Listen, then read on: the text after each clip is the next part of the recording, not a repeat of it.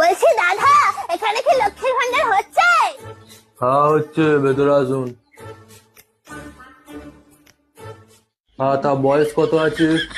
কেন, আমাকে দেখে বয়স বোঝা যাচ্ছে না? ওরম ভাবে হয় নাকি? দেখি আধার কার্ড বার করুন দেখি। আসলে না, আমি আধার কার্ড নিয়ে বাইরে কোথাও যাই না, কারণ ছবিটা কিরকম পেছনের মতো এসছে, তাই আধার কার্ড আনিনি। তো ভোটার কার্ড দেখি।